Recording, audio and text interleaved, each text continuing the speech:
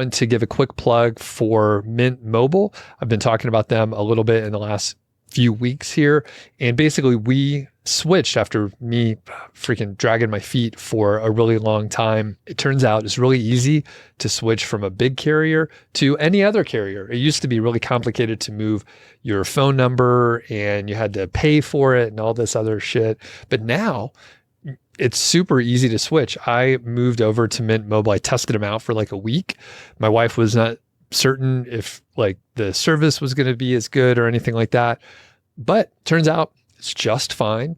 The thing is, we were paying like well over $120 per month for our previous service for both of us. And now it's way cheaper. It's only like $15 per month for each of us, a little over $30 per month. And for new customers, if you want to check it out and help support the show, you could check out Mint Mobile it's $15 per month for 3 months. You got to pay all at once. So it's $45. But basically, super easy to switch. You could use your existing phone, no matter what phone you're using, you could use your existing phone and check it out. So if you want to save money, which I think we do, we don't want to just waste money, you can go to MHFI.com/mint and check it out and see what deals they have going on.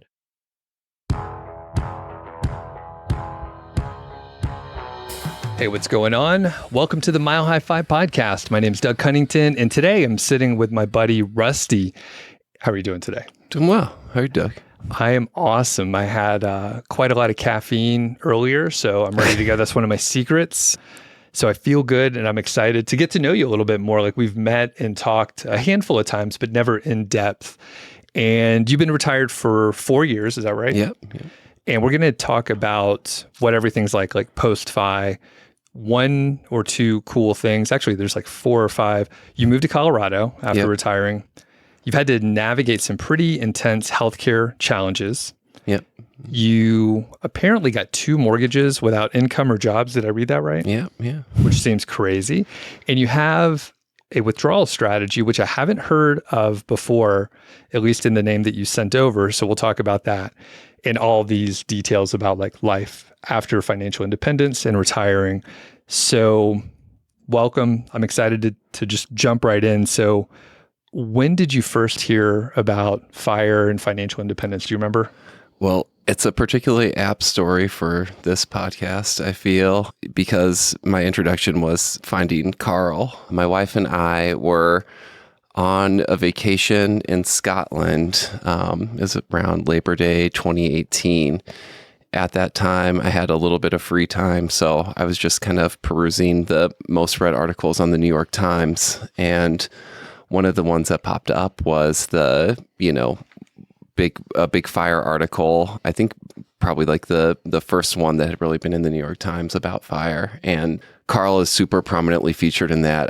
I mean, he's kind of like the star. They have like a picture of him with his like hands on his hips and his chest out looking like Superman or something like that. So in connection with that trip, actually, my work just got furious at me because I went on vacation for like 10, 11 days. And they were like, basically like, you can't do that. I mean, their attitude was basically like, you should never be going on vacation. And so it was like super inconvenient for them that I went on vacation, like my only big vacation of the year. So I got back, work was just like, being really big jerks to me. And I was like, F this. And then I went back kind of like a week later and I was like, what was that like FIRE thing that I read about? And so I did that, and I actually went and read like Carl's whole blog then, front to back, since he had been so prominently featured in that article.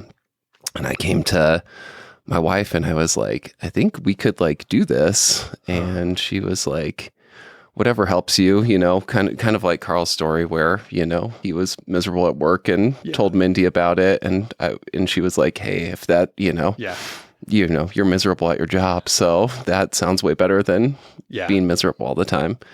And so I got super into like the FIRE rabbit hole at that point then. And I was like, we should do this. And so, got my wife more and more on board. Okay. So that was 2018. Can you share your profession? Oh yeah. I was an attorney. I was working at big law firms in Chicago. So I worked there for in the end, it ended up being around 9 years. Okay, 9 years. Got it. Okay, and actually behind the scenes a little bit. So if you're watching on YouTube, you know that we're blurring out Rusty's face. If you're listening, you don't know that, but we're telling you, we're keeping this somewhat anonymous. So I won't like volunteer too much info. I'll let you share whatever you want. Sure. So just to let everyone know, that's the reason why I'm vague sometimes here. Okay. So 2018, you'd been working there for a handful of years.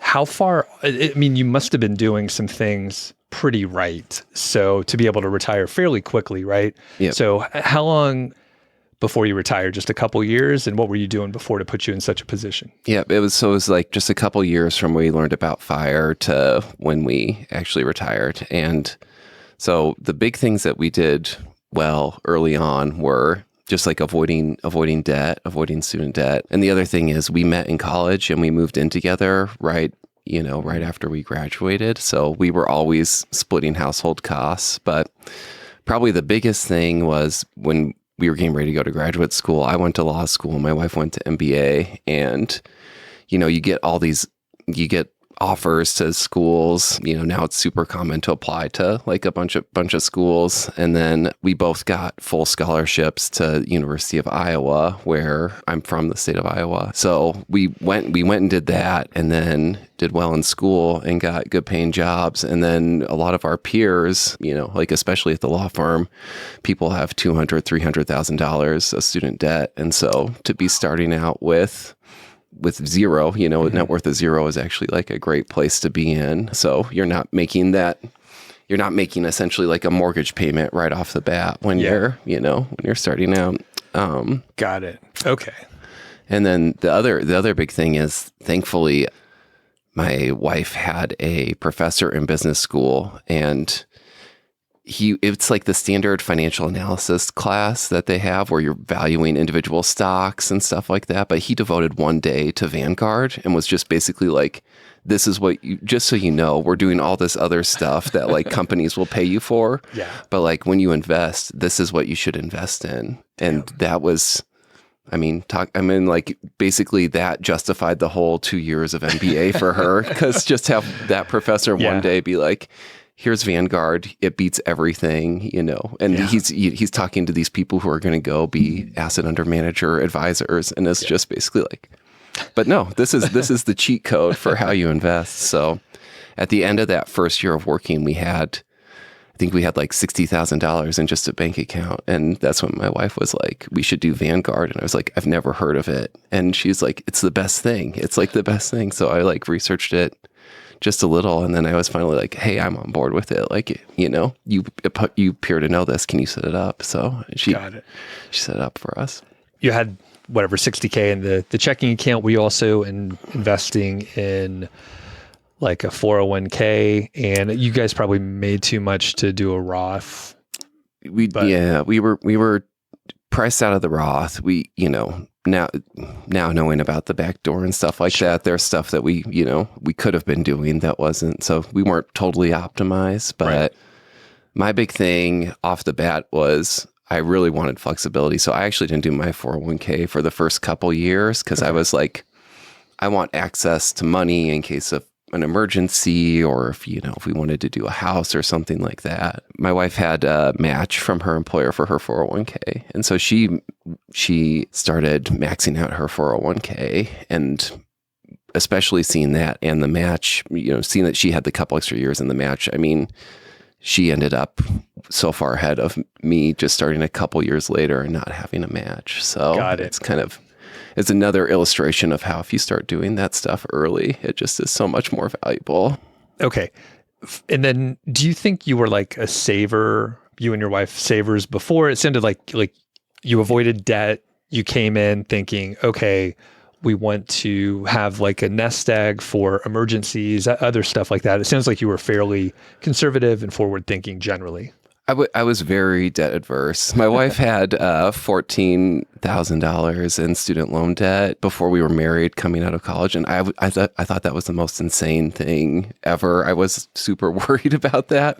Okay. So I was very irrationally debt adverse. And then when we were looking at graduate schools and some of them were going to be, put us jointly $500,000 in debt versus, having Iowa be like, you can come here for free. I was like, am I missing something? Like, would someone choose to go pay $500,000? I was like, that just seems, that seems crazy. So I think early on it was more of that, just like avoid debt at all costs. Like, I think, we lived pretty much the life that we wanted, but it just wasn't that expensive. And even just taking on big expenses too, like, when we got married, we did it the way that we wanted to, but it only ended up costing us like, $10,000, which at the time seemed crazy.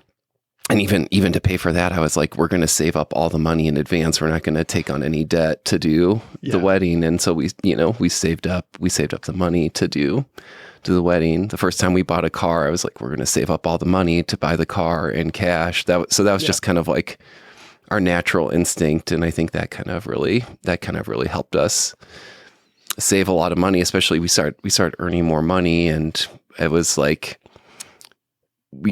there's nothing I really wanted. We're living the life that we want to live. There's nothing else I really want to do with it. It just started accumulating in the bank account. And before I went to law school, I was a teacher. And so we had like a low, or, whatever. I had like a lower income. It's like when you like hiking, when you like cooking, those are our main hobbies. Like those don't cost a lot of money. Right. And it's like, if I had more time, what would I want to do? I was like, I'd go on more hikes, or I'd cook more meals and stuff like that. So things like that just kind of led to, once we had the higher income, we kept living the lifestyle that we wanted to live, and money just kept stacking accumulating. Yeah. And then you see what Vanguard does too. You see what the index funds do. And since we graduated in 2012, and I think it's been like, above much better than historically. I think it's like 14% average annual return over that period. So yeah, it was just like cool to see like, well, this money grows so much. So it's kind of was extra incentive to be putting money away in there. And then you find FIRE, and it's like, oh, well, actually this money can do something even better. You can like buy your freedom with it, buy that. So. Okay. So you laid a good foundation here. Do you know, I'm just curious, you were fairly conservative money-wise. Is everyone in your family like that? Or like, where do you think you got that from? Because some people are not. They're more, they want to spend more, or, everyone's different. But yeah, do you have any ideas? I think I attribute it, a good amount of it, to just kind of like the culture of Iowa, where it's kind of like, you work hard and you kind of like you save money, and like that's what things are valued. There's not a good amount of showing off. There are definitely statusy people, I think, anywhere, but like the culture of Iowa is like, you kind of like, you get ahead more by just being friendly and nice and trying to connect with people. And there's not as much of that like competition for like, there's not a Lamborghini dealership. There's not a Porsche dealership. And the way that people still will drive around in trucks and things like that. Some of the things that maybe are a little bit more spendy, but I think that was kind of like what kind of, grounded me in that. And you definitely like, I think you kind of alienate yourself from people too, if you're not like self-deprecating and modest and things like that. Yeah. So I think that's true everywhere, but it helps to grow up somewhere where it's like, I think it's almost like the anti-cool like place is like Des Moines, Iowa. It's like, it's like used as like a punchline in a joke, like. Yeah. 2018, you found Carl's blog, you read a bunch. Did you reach out to him like pretty early on, or when did you first connect with him? It was after I retired. I was kind of like, hey, I did this. And like your blog was the, your blog was the thing that caused me to do this. So that's cool. Carl's great. He's so nice, and I'm glad you reached out to him and everything. I think he appreciates hearing from folks. Yeah. So you retired in 2020, is that right? Yep. Yeah. So what time of year? If we remember right, there was a pandemic in 2020. So yeah, how was the timing? So we retired. I retired in September 2020. My son. It was a month before my son was born, which was kind of the goal, was to be retired, and it was nice to actually have a month totally off before he was there. So we took our nesting, like pre-kid nesting, to the next level, especially when it's like the pandemic and you can't go out. But the last 8 months of work were pretty great because it was all remote work, and I knew that I wasn't going to be working long term, so I was slacking off kind of to the extreme those last 8 months. You had achieved a lot. You made it through law school. You did a bunch of shit, right?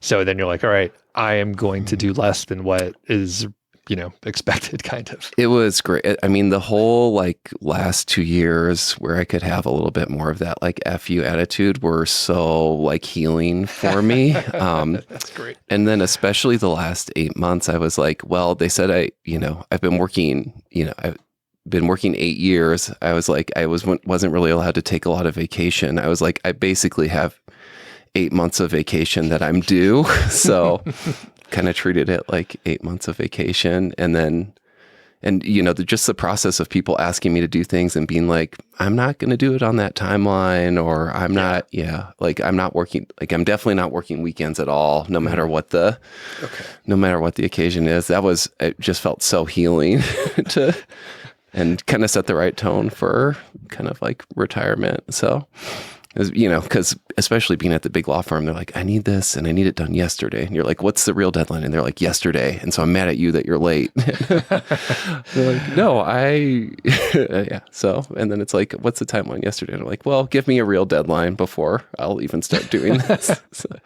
And then they were furious. Yeah. But, I love that. It's hard. There's not many people that can do that well. My wife, she struggled with slacking off. So even when she was at a point where she could and should have, and there were unreasonable expectations, she still played along with the game. So I love that you did what I tried to do. I eventually got laid off, but the thing I've heard, even from the audience here from MHFI, they're just like, Doug, your teammates are relying on you. And they people were a little upset at me for slacking off, but I'm like, it's not my it's not on my shoulders that the company has a weird culture. So how did you deal with it? Did you feel bad that maybe your peers were thinking, hey, Rusty is a slacker now? How did you deal with that? I really didn't. I also felt like I was actually doing them some long-term good, because I was like, I'm standing up to these managers at the law firms, their partners. I was like, I'm standing up to the partners. I'm giving them some perspective that they need, that they can't just call people all the time and demand things immediately and expect people not to sleep or have a personal life or anything like that. So I felt like me being prickly. I mean, there might have been some short-term pain where they were like, well, we can't have Rusty do this. We're going to go to someone else and make them do it and make their life miserable in the short term. But I was like, I think long term, they'll maybe be a little, my peers would be a little bit better off, because they'd be like, well, we can't just treat people absolutely horrible all the time, because remember what happened with Rusty when he had enough and started saying no and stuff like that. So amazing. I'm going to steal that answer for the future, because you explained it in the right way. All right, so I even actually had a conversation with the head of my group at one point, and I explained to him why I was acting that way. And at the end of the conversation, he was like, well, you proved that you're a good attorney, because I'm actually kind of convinced that your way of doing things is the right way of doing things. So yeah. Hopefully that made some of my peers' life a little easier in the long run. But. Okay, so you moved out here to Colorado. What was the timeline on that? What brought you out here? That was during our first year of retirement.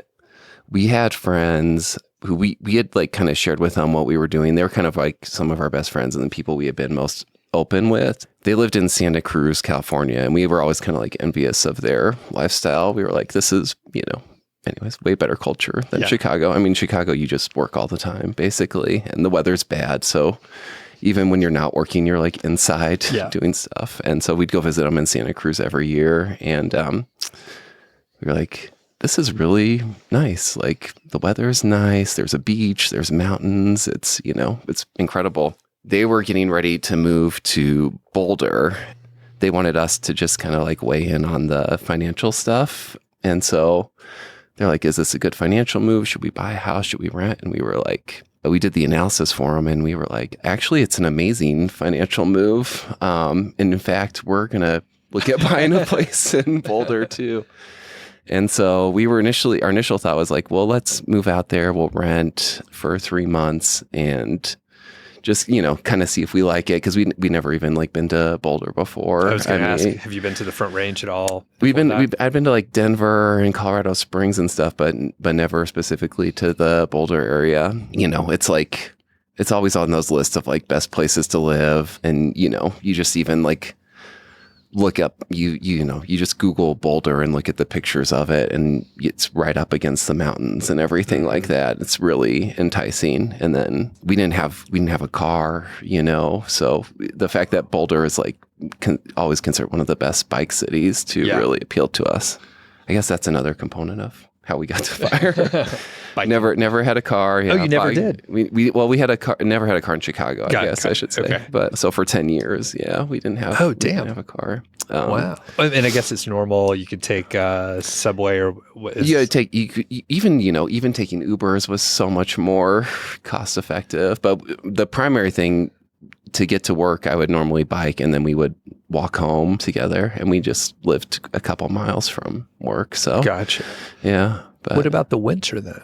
Because it is cold. We just were like hardy, So you would still. I would just bundle up. I got one of those like Canada Goose jackets that are like super warm. Yeah. After like 2 winters of like toughing it out in my like beat up North Face jacket. It was like it like had a tear in it. I just like taped over it. But yeah, so not having a car for 10 years helped. And that was interesting too, because people were like, you guys take a lot of Ubers. That's expensive. And I was like, we don't own it, way cheaper than owning cars. Like just to have a parking spot in our building was like $325 a month. And I was like, take almost unlimited Ubers for $325 a month and be way ahead. So interesting. Yeah. And I guess like once you get used to the lifestyle, like there's a lot of convenience with it too. Cause like one thing I stress about even now, even just going to Boulder where there is like sufficient parking usually, but like parking stresses me out. But it's like, you don't have to worry about parking if you're going to a show or whatever. It's just like get the Uber and it's no insurance, maintenance. There's a million things. If you're into like bike commuting, this Boulder County area, the infrastructure is just fantastic. They have the rec trails are separate from the roads, and you have to be on the road a little bit. Like, for us, it's about 2 blocks from our house to get onto the rec path. But then once you're on the rec path, you almost never even have to like cross the street. They have underpasses or bridges for the bikes and stuff. So Boulder County has lived up to that expectation. It's pretty awesome. But yeah, so we started looking at Boulder, and we had heard things about how interest rates were low during the pandemic. But yeah, our friends being like, oh, should we, rent by, doing the analysis. And we were, we didn't realize how low the mortgage rates were, and they were, below 3%. We ended up with like 2.7%, and that makes the decision to buy a house a lot easier. So we looked at the rental market in Boulder, and because it's a college town, it's kind of a super tricky rental market where there's a lot of stuff that's really beat up. Like, looks like they've been having house parties for 20 years. And it was like, that's not where we really want to like bring our baby, So my wife and I went on a walk one day. My son napped the whole time, thankfully. And I was like, hey, by the end of this walk, I'm going to convince you that we should buy a house in Boulder. And by the end of and I, laid out all the reasons. And then we were done with the walk, and she was like, all right, like basically like let's get inside and I want to like go look on Zillow and, Got it. That's awesome. Was it hard to find a place in Boulder? It was just like during the COVID period, it was like things were selling immediately. Like the weekend they were listed, they were going. So kind of ruled out like going to look at places in person. So our friends who we had been talking to about moving to Boulder, they were already out there. So we sent them with their real estate agent to go look at the houses in person for us. And they would, Zoom with us or FaceTime us in. Yeah. So yeah. And I feel like it's been a while now. And we got our place in March of 2020.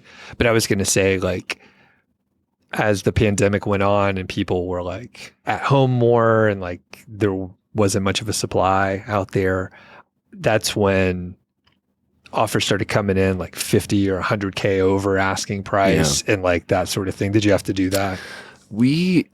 For Boulder, we found a place that was had been overpriced, and it had been on the market for like 7 months, even though everything was selling immediately. So we actually were very unusual in those circumstances because we negotiated them down on price, but it was just they had a really kind of crazy number in their head. But we liked the house so much that we were like, it's worth trying to see if they'll come down and stuff like that. So I think we ended up getting it for kind of like the fair price. Like once our house sold, the other houses in our neighborhood sold for that like exact same number. So it was like, kind of in line with what the market was going to be. But yeah, it was an unusual circumstance to be actually coming in below asking price and stuff like that.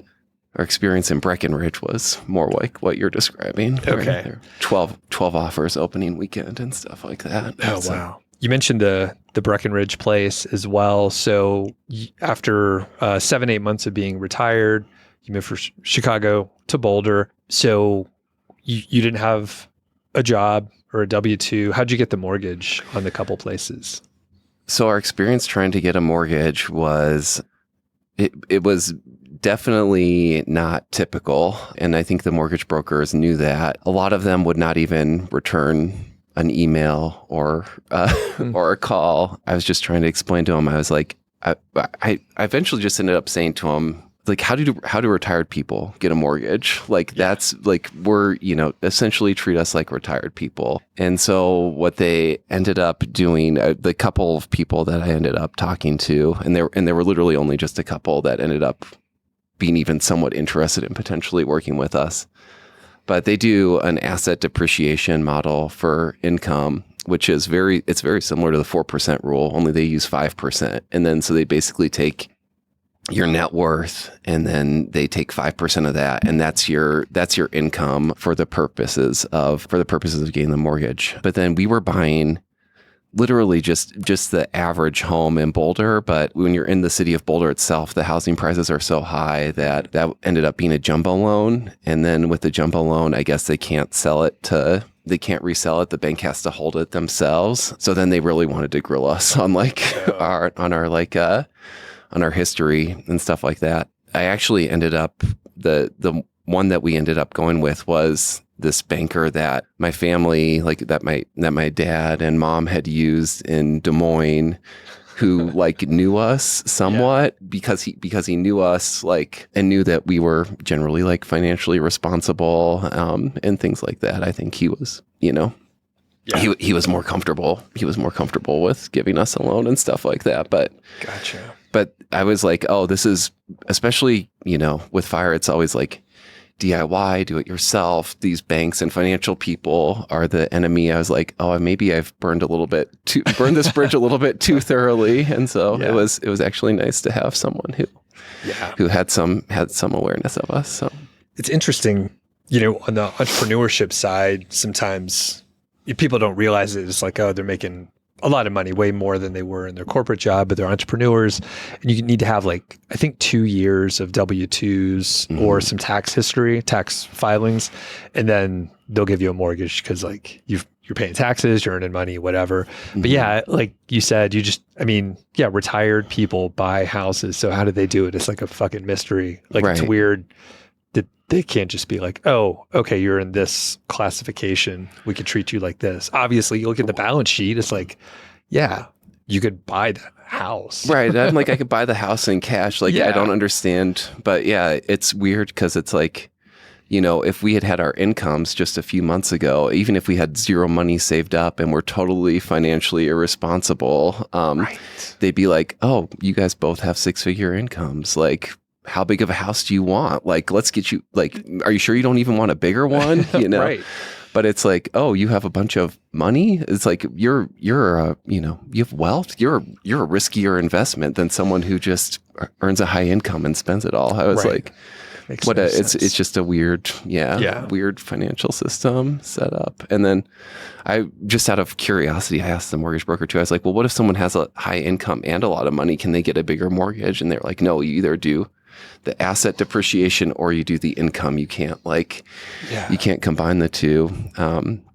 Which my brother who's out in Seattle, he was asking some of his friends about that. And he said it was actually really common for his friends to have trouble getting a mortgage because a lot of them they'd be like tech jobs and they'd have a lot of stock options, but not a lot of income. And they would get penalized when they would go to the banks. And I'm like anyways, it's just a messed up, it's a messed up system. It just hasn't caught up to like whatever modern income sort of portfolio or makeup or whatever. Yeah. Interesting.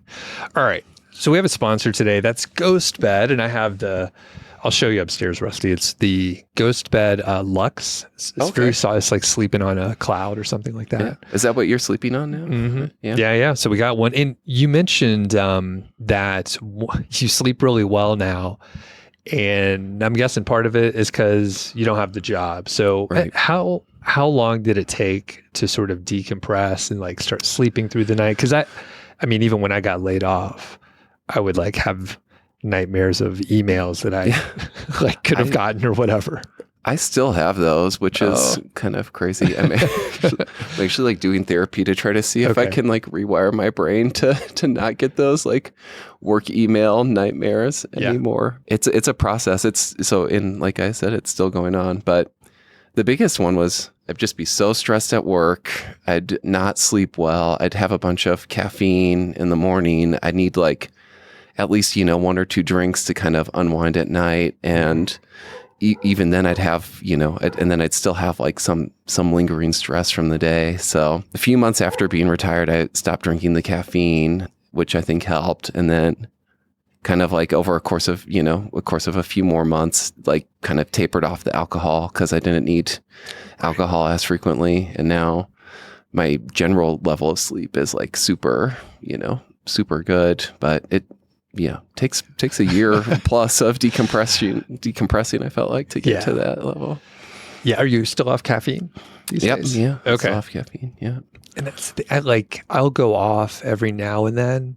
Like I'll slowly taper the coffee that I'm making to like usually it's like half calf and half decaf. And then occasionally I'll just like go all the way over to decaf. I'm trying to think if I actually like sleep a whole lot better, but I usually try to like not have too much, but I like caffeine. Like I said, I drink a bunch of like it's the Monster energy drink, like 0 sugar. There's probably crazy chemicals in there, but anyway, there's no sugar, but there's some caffeine and some other vitamins. But anyway, yeah, it's crazy how long the caffeine like sticks in your system, and everyone's different. But like, even if you just have a few cups, like it could last like through the whole day and impact your sleep. Do you notice it? Like when you're tapered down on caffeine, do you feel like you're sleeping better? Or sometimes there have been, most recently, not so much, but I think I have like cut down enough on the caffeine so it wasn't impacting me as much. But there were times when I would drink like whatever, like a liter of coffee,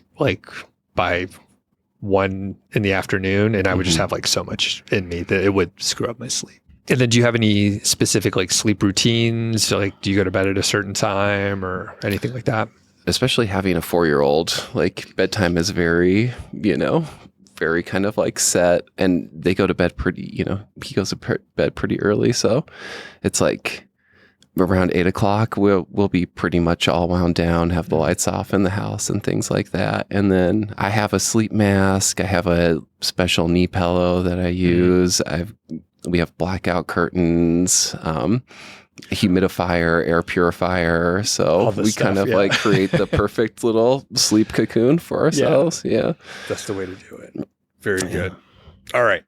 Well, you can check out, well, the thing is, GhostBed has a bunch of different mattresses. You can save 50% with the code MileHiFi. Check out or go to ghostbed.com/MileHiFi, and they have 101 night at-home sleep trial. So you can test it out, make sure it works for you. Thanks a lot to GhostBed, and we'll put a link in the description. So you mentioned you had to do some work on getting the first mortgage. I suspect the other one was a little bit easier because you knew the game to play. And just called up the same bank too. And I was like, I just basically said, what's the max that you would let us borrow? And they gave us that number, and I was like, all right. Well, I was like, that's our budget. And then I asked them, I was like, out of curiosity, I was like, what's your 30-year fixed rate mortgage rate right now? And we got like 2.7% in Boulder. And then I think they said it was like 2.55 for Breckenridge. And I was just like, this is such a good opportunity. The other thing that was so crazy for us doing the analysis, because the New York Times has a really good rent versus buy calculator. If anyone's,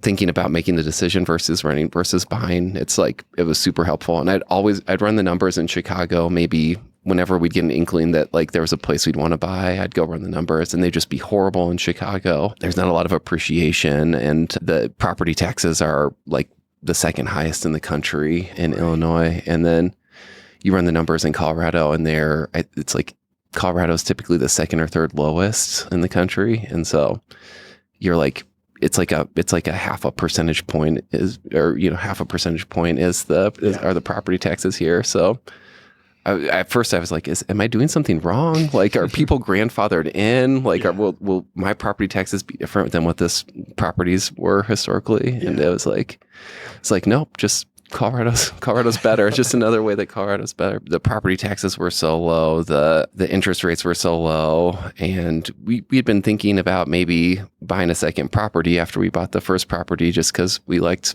the way all the numbers look. We'd been looking around Boulder, and then we realized all of our everyone in our neighborhood was gone. It was like, we'd been living here for a few months. The summer rolled around. Everyone in the Front Range kind of goes up to the mountains, a lot. And we're like, where is everyone? They're like, we're in Frisco. We're in, we're in Breckenridge. We're in Leadville, wherever it is. We were like, oh, maybe we should look up there. And so we got the number from the bank, and then we, for what our max was to borrow, and we found a property that was a little bit over that. But I was like, well, we have all this money in the bank. It won't be an issue. We'll just get the mortgage, and then we'll just pay, the down payment will be more than the 25% or whatever. And it turns out that's a horrible idea because of the asset depreciation, or the model that they do. It creates like a death spiral where it's like you take a little bit out of your net worth, and then you can't, your 5% number goes down. So then you take a little bit more out of your net worth, and then your 5% number goes down a little more. And so we had actually made a cash offer on the house, and I just told the banker, I was just like, is there any way you can stop this death spiral? And he was like, we'll get it. He's like, we'll get an exception for you. So, So he went and got an exception. I was like, oh crap, are we going to have to buy this house in cash? Like, that screws up our whole analysis. So yeah, a good lesson to learn there. But it was potentially a dangerous situation that we put ourselves in. I've seen the play. It's an awesome spot. Oh, it's really cool. Yeah. Absolutely beautiful. We love it. Yeah. Yeah. Just like you're saying, I think you've heard Carl and I talk about, it's warm down here in the Front Range, like here in Longmont and Boulder, whatever. It's hot. It's like 100, and it's warm. It's warm. It cools off at night. But anyway, up in the mountains, it's freaking awesome. Like we had a friend, rent a place up in Frisco for like a month in the middle of the summer. Yeah. And it's awesome to be up there. A lot of places you could hop on the bike trail, end up at other trails, and do some hiking. And actually that leads me to maybe some of the lifestyle changes. So you were in Chicago, you guys were working really hard. Your family's growing. You moved out here, probably had to meet some new friends. You knew a few people, it sounds like. But yeah, any big sort of lifestyle adjustments or big changes after you moved out here? We moved out here. We loved hiking. Hiking was like our main activity. There's actually some decent hiking around Chicago. No one does it, but we were anomalies. We moved out here and we were like, oh, the hiking will be amazing. We'll be hiking every day. And we started out hiking, but then there's just such an outdoorsy culture here that it led to all these other things that still put you out in nature, and but you're just, using different muscles and moving your body differently and things like that. So this past summer, we did a ton of paddleboarding up in Frisco in particular. For listeners who don't know, there's the Dillon Reservoir. It's like the big reservoir. It's owned by the city of Denver, where they kind of get a lot of their drinking water, but it also provides this really nice recreational area. And Frisco, even though it's a mountain town, like their little town emblem is like sailboats on a lake, and they kind of really have a lot of great water sports. So we got a couple of inflatable paddle boards and take those out to the marina, and our 4-year-old was just like loving paddleboarding this summer. And we actually saw you one of the days when we were out there paddleboarding unexpectedly. Yeah. And for the people that listen a lot, this is like deep inside, but I think it's fun to share these things. So I was out with Brad Barrett and some friends, and Pete, Mr. Money Mustache, a couple other folks as well. And we were out paddleboarding. We were hanging out on the little beach there. And Rusty walked up. I was like, what? What are you doing here? Then I forgot, Breckenridge is just up the street from Frisco. It's like 15 minutes away. Yeah. So it was crazy. We chatted for a while. And for you guys, you didn't know we were going to be around or whatever, but there's like all these fire bloggers and podcasters around. Well, like, we just saw you and Brad, and Carl had mentioned that you guys were going to be up there. So I thought it was just you, but then, and then Mr. Money Mustache walks up and you're like, this is so weird. Like how much did that like New York Times article change our life? And I would have never realized when I first read that, like that I'd be crazy, living up in Breckenridge and randomly running into all these guys whose, work I had read or listened to and stuff like that. So yeah, pretty fun. So if people are passing by, just hang out by the reservoir. You never know who's going to roll up. But yeah, and then like when we moved out here, I didn't know how to ski, and now skiing's like my favorite activity. We had one year, a couple years ago, where I skied 59 days, which was, for someone who didn't grow up doing it, and I just learned how to do it as a 37-year-old. So that was cool. And then I bought a mountain bike when I was 38, learned how to ice skate last year when I was 39. So it's been super fun to have all those new activities. Were you an athlete? I was. I played football in college. So I was going to say, you're pretty coordinated. I think it'd be tough for me to pick up all of those. I feel like you could do it. I feel like you're in good shape. I feel like you have the strength and balance and stuff. So I don't know. I appreciate the confidence.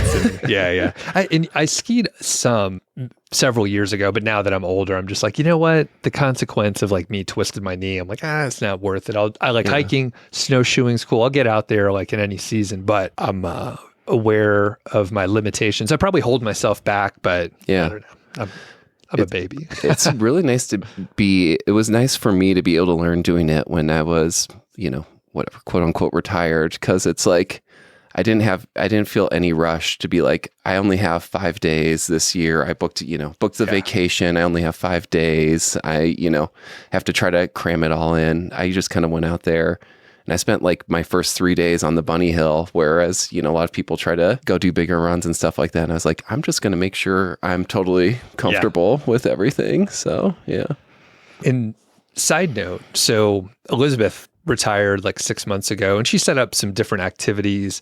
And I think, one thing that traditionally aged retirees like run into, one of the issues is they stop learning, they stop doing new stuff, and they kind of sit at home. But we're so young, in air quotes, we're so young that it's really, we want to do more stuff, but it keeps your mind active. You're doing like more like different activities that you haven't done before.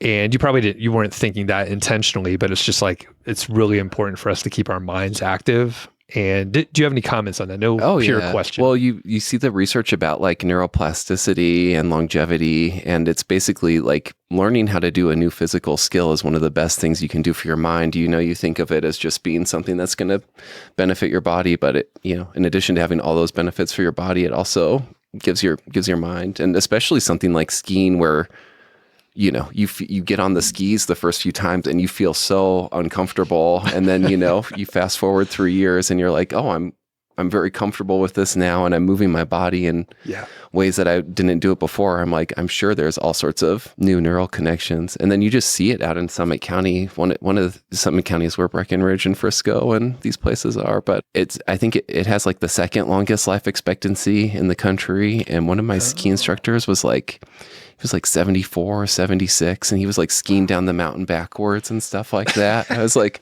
if you ever wanted to make the argument that like skiing was good for longevity, just go look at like all these, 70, 80-year-olds out on the mountain in Breckenridge. So that's crazy. Well, and it makes a lot of sense too, because of the balance that you have to have and be able to like get up from the ground in a slippery situation. A lot of people know old people that fall down and what is it? Like they break their hip and then they die of pneumonia or whatever, like a year later. It's how my grandpa died. So it feels like very apt for me. I'm like, he essentially died because he lost his balance and fell. And then, year of health complications after that. And to be out there and doing something that works on your balance, I'm like, this feels very relevant and good on all of those levels. And it's so nice to, because I grew up playing football, I just spent so much time in the gym and lifting weights and stuff like that. And I still like it, but I like it more as like a 1 day a week type thing. And it's nice to feel like, in the summer, I feel compelled to get out and mountain bike and paddleboard and do hikes and stuff like that. And if you're doing that 5 days a week and you supplement with 1 day of weightlifting, it feels a lot different than when I was just trying to go, force myself to go to the gym 6 days, 6 days a week. And then in the winter to want to be out skiing. And we were just up there for Veterans Day weekend. It's like opening day for Breckenridge, but it's like I went out and skied 4 days in a row and my legs were just like so sore. It's like a week later now, my legs are like still a little bit sore from, early season skiing. And I'm like, but I didn't have to force myself to like, the way I would to go do like leg day at the gym. So. All right. A big topic here, healthcare. So you mentioned to me that you hit your out-of-pocket max 3 of the 4 years that you've been retired. Can you talk about some details if you want to share, and then also how you approach, the insurance, the planning, any other details? Yeah, just like a few observations is the healthcare landscape has changed so much just even since we, retired in 2020. The first year we did it was before a lot of the like ACA subsidies went into place, and the out-of-pocket cost was just like so much higher before that happened. The first year we didn't get any subsidies at all, especially because you have income. It sounds like actually you and Elizabeth are in a similar situation. Yep, right? exactly that. Yep. But yeah, for listeners who don't know, it's like your income for the year is what determines what subsidy you get. So if you've worked half the year and you've earned a good income, you don't get much subsidy. And then the second year, it was before the subsidies were really raised a lot. So our premium was very high. And we, because of the health issues we had in the family, we knew we were going to be hitting our out-of-pocket max. So you sign up for a platinum plan. But it's, what you also realize too is hitting those out-of-pocket maxes. It's, if your net worth is, over $1 million, like a lot of people who are trying to retire, it takes a hit and it stings, but it's not the end of the world. And what we've seen with our out-of-pocket max is that we end up spending around like 25 to 28,000 a year on those years, and that's definitely more than we budgeted for. But it's not the end of the world. And if it's like the last few years and the stock market does better than expected, it does not really, knock us off the path. And then, going forward with the healthcare stuff, we have a pretty good feel that some years we're going to be hitting our out-of-pocket max. And if you do that, you sign up for the platinum plans through the marketplace. So you have a higher monthly payment, but then you have a lower out-of-pocket max. We just do that.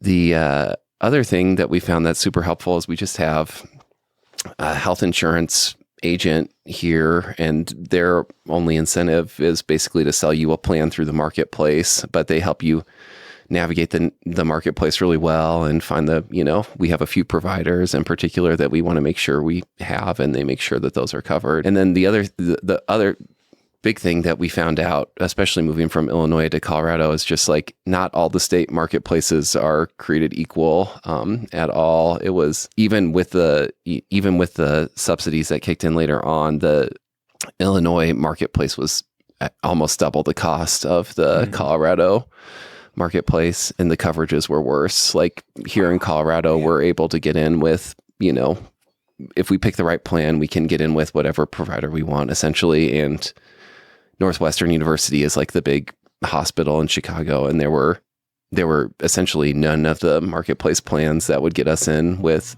the providers we wanted at Northwestern. So it was just like, all right, you're kind of screwed here. That was a big one when we had some providers, we had appointments, and then we showed up and they were like, oh, we don't accept your insurance, and it was for some somewhat urgent things. And anyways, it just made it a little bit easier when we were leaving Illinois to be like, we're paying less income tax, we're paying less property tax, and we're going to get better health insurance. It was like, made it. We were like, sorry, Illinois, you kind of did this to yourself. So that's rough. Okay, cool. Yeah, you're exactly right. With Elizabeth and I, like, she stopped working after a few months this year. So no subsidies. But next year, I think we may be in that, sweet spot where, we'll get a little bit. Yeah. And the subsidies have been they're really significant now. Like the cost of insurance has gone down a lot. So if we were just paying our premium and didn't have to get a platinum plan, we'd be talking about, for a family of 3, just about like $500 a month, which is, which would be something you can budget for. It's not make or break, especially when I hear people saying like, I can never retire early because of health insurance. It's like, well, things have changed, we get health insurance. We feel like it's good and we feel like it's affordable. Up next here is the withdrawal strategy, which I think, someday soon I need to do like an episode. I think this is a popular topic and people do it a little bit differently, and there's different options, and you can make it really complicated or not. But you mentioned the buy, borrow, or die. What does this mean? It's a buy, borrow, then die. Then die. Okay, but buy, borrow, die is like, I guess just to preface it, it's like unanimously what wealthy people like billionaires use. And if you Google like buy, borrow, die billionaires, they'll be like, how do billionaires cheat the tax system and never pay taxes and stuff like that? And I used to read those articles, and my reaction, which I think is what most of them are going for, is like you're like a little bit outraged, like this is a horrible system, it needs to be closed. And then read one of those articles popped up again post-retirement, and I was like, well, what does this actually entail? And so I looked into it, and I was like, oh, this, like, the tax benefits of this are amazing. So what you do is you basically use your assets as collateral to get loans, and then instead of selling your assets and paying capital gain, you take out a loan, and then you pay the interest on the loan, but then you don't, because a loan is, a liability instead of an asset, you don't actually end up paying any taxes. And so Interactive Broker has a really good option. I think they have the lowest rates that I've been able to find. Not like that they're plugging or sponsoring this, but their rates are just like so much lower than the big banks. We started out, we were retired, we were selling assets to pay for things, and now taking out loans. And the loans, when we started out, we were getting some fixed rate 7-year loans that were like below 3%. So really, really great interest rates. And especially then we're not selling S&P 500 stocks. And so if you just, especially for our first 4 years, the S&P 500 these past 4 years has been up double-digit percentage points every year. So paying a 3% interest loan is a lot better. And then getting to keep those assets growing for you, it's 7 percentage point delta. So it's like getting an extra 7 percentage points a year. And so so the buy portion of buy, borrow, die is you buy stocks. The borrow is that you leverage your stocks to get liquidity, to get cash to pay for things. And then the die portion is you get a step up in basis when you die, as people in the FIRE community are probably generally aware. So you've borrowed money the whole time. Your stocks have appreciated that whole time because you haven't had to sell any of them. And then at death, you get a step up in basis, and then you never end up paying capital gains tax the rest of your life. Got it. Okay. What could go wrong with it, right? Because there's no free rides. So you were exposed to more risk. If you sell a stock and you take the cash, then it's just a simple, clean transaction. It's like, I need money. I sold a stock. I have cash. I went and bought whatever thing I was going to use that cash to buy. So you can get called on your margin loans. For S&P 500, they'll let you borrow up to 85% of your value. But then, let's say you have, 50% leverage on your stocks, and the stock market drops 50%. That's not quite what the math is, but just to use round numbers, they would call you and you'd be forced to sell your stocks when they're depressed, at a low valuation. Yeah. But for us, it's just like, well, we're not going to get up to that 50% leverage, and especially since our stocks have been growing a lot faster than the interest rate. It's like we actually find our margin has been, how much the stock market would have to drop has been, that the number that it would have to drop has been increasing. So we're just safer and safer. But if you have it in your mind that you're never going to be above 30% leveraged or something like that, then, you'd have to have a 70% stock market drop or something like that to get wiped out. So, and I think Carl did this when they bought the other house, right? Okay. Do you remember that? I don't know that, but pretty sure. And I think it was was it a couple years ago? The market was down 20%, something like that. Was it 2022? Is that right? Oh yeah. So yeah, we had, it's been great years, but there was one blip. Right. And I think the timing was just off for them. So I think he did have to, they were in a fine position, but it was like 2 or 3 things went wrong. And he was like, all right, I got to plan a little bit more. Yep. So people could listen back to the archive and someone will remember. Oh, he got close to being called on. Yeah. Yeah. So it was just, bad timing and but that's what could happen. That's where, so I think, bringing this full circle to, I started out talking about how I was so scared of debt, most of my life, even, and then now to be we're leverage, we're taking out leverage all the time. We're taking out debt, but it's just, especially it's been a total mindset shift, but it's kind of I do think it was a very good strategy to have early on to live within our means, not get used to living within our means, train that muscle really well. But then now it's you plug in numbers into the spreadsheet and we're the expected value on this is millions of dollars higher over a decade than this other thing. And anyways, it's been a lot of self-work to kind of get to that point, and now, if you would have told me 15 years ago though, that I'd be oh yeah, you have 2 mortgages and you're taking, you're taking on more debt every month to pay your bills and stuff like that. I've just been oh my God, what went wrong? Yeah. But it's interesting. It's actually, been beneficial. All right. Well, we got to wrap up. We're going to go grab some lunch here after that, but there's an interesting thing, right? So you got a place in Boulder, you got Breckenridge. So what does a typical year look like? What, do you go back and forth? You ski some, but you get out of the heat in the summer?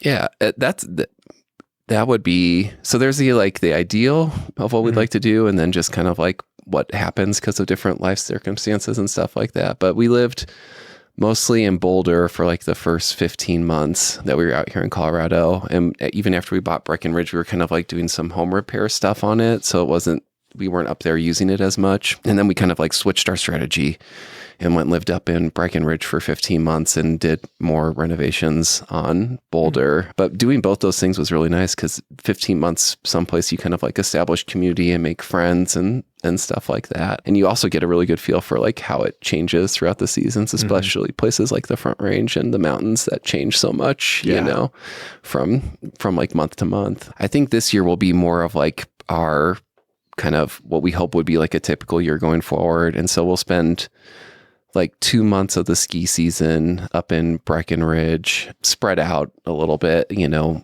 some different weeks here and there. I spent a couple weeks over there for Christmas and New Year's.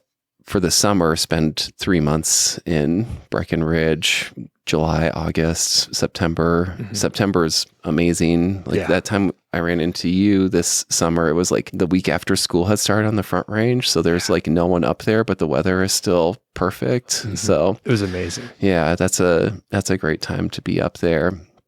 Yeah, have the rest of the year in Boulder. And then we're going to go to Mexico for 2 weeks in January and just get some warm weather and vitamin D for a couple weeks. But yeah, that's awesome. And then did you catch much of the fall foliage? I felt like this year was amazing. It was such a long fall. Like the leaves stayed around forever. We did. And so we get like 2 falls because you kind of like end of September, early October, it's fall in Breckenridge. And then like mid-October, November is like fall down here. But fall and spring in the Front Range are perfect. Like the weather is so nice. It's sunny. When the leaves are changing, it's, you know, it's so pretty here. And then summer in Breckenridge is great. So that little spring Front Range, summer in the mountains, fall Front Range, that little sequence that we have gives us like 7 months of perfect weather, which makes the year really nice. All right. Well, we covered probably like 80%. So maybe we'll have to table some of this stuff and we could do some more in the future. But Rusty, it's been amazing. Really fun conversation. You're off the radar. So people can't follow you anywhere, right? Yeah. Okay. If you really want to get in touch with me, you can send Doug an email. He can forward it to me. But send it to Carl. Send it to Carl at MHFI. We'll just send it to his email address. But occasionally, not too often, but occasionally you show up at HQ events. So if someone happens to go by one of those, they might bump into you there. Yeah. Thanks, Doug. Thanks for listening to the show. That was the Mile High 5 podcast, and I'm Doug Cunnington. If you dig the show, please do 3 things for us. Number 1, tell a friend, a family member, an enemy about the show. We really don't care who you tell. Maybe forward them a specific show that you know that they will like. It's the single most helpful thing that you can do to spread the word. It's like giving us a virtual high five, and actually we don't give high fives in person, so the virtual kind's pretty good. And more importantly, your friend or family member or even your enemy will appreciate the fact that you were thinking of them. Number 2, make sure you're following or subscribed on your podcast app, Apple Podcasts, Spotify, Overcast, YouTube, whatever you're using, and that way you won't miss a show. And number 3, please leave us a rating and review. We read them on the show occasionally, and you might hear yours out there on an upcoming episode. Quick disclaimer, this show is not financial or legal advice. I'd actually be surprised if it sounded like it. It's really just for entertainment, and that's at least what we're hoping for. But seriously, get advice from professionals. So we'll catch y'all next week.